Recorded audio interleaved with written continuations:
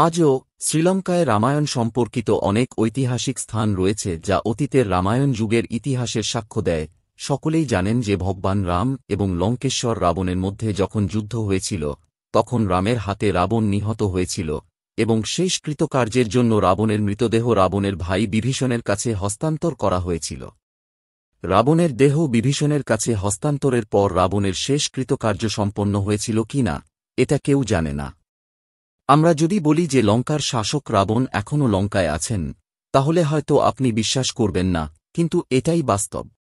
কথিত আছে যে যুদ্ধে ভগবান রামের হাতে রাবণের নিধন হওয়ার পর কিছু রাক্ষস সম্প্রদায় রাবণের দেহকে মমি বানিয়ে সুরক্ষিত রেখেছিল। একদিন রাবণ আবার জীবিত হবে এই আশায় গবেষকদের মতে আজও শ্রীলঙ্কার রানাগিল গুহায় রাবণের মমি সুরক্ষিত রয়েছে। শ্রীলঙ্কার প্রত্নতাত্ত্বিক বিভাগ কিছুকাল আগে এক অদ্ভুত দাবি করেছিল। তারা দাবি করে যে ত্রেতাযুগে যুদ্ধে ভগবান রামের হাতে যে রাবণ নিহত হয়েছিল তার মমি এখনও এখানে রয়েছে। আসলে এই মমি এখনও রাগলার জঙ্গলে রাখা আছে।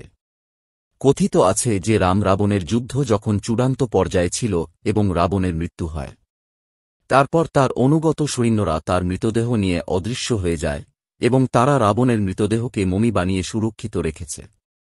রাগলার ঘন অরণ্যে ৮,০০০ ফুট উচ্চতায় একটি গুহা রয়েছে যেখানে রাবণ তপস্যা করত। এই গুহায় রাবণের মমি রয়েছে বলে কথিত আছে।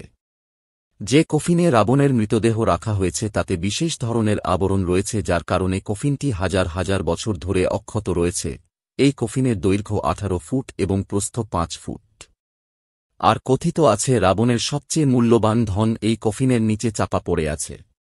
রাগলার ঘন বন এবং এই গুহায় কেউ যেতে চায় না কারণ এখানে ঘন জঙ্গল এবং বিপজ্জনক প্রাণীদের বাসস্থান, যা বিপজ্জনক নাক এবং বিপজ্জনক বন্য প্রাণীদের দ্বারা রক্ষা করা হয়। পুরাণে লেখা আছে রাবণ ছিলেন ত্রেতাযুগের সবচেয়ে শক্তিশালী রাজা এবং তিনি ভগবান রামের স্ত্রী সীতাকে অপহরণ করে লঙ্কায় নিয়ে গিয়েছিলেন। তাই ত্রেতাযুগে রাম রাবণের যুদ্ধ হয়েছিল, যার প্রমাণ শ্রীলঙ্কায় এখনও সুরক্ষিত রয়েছে।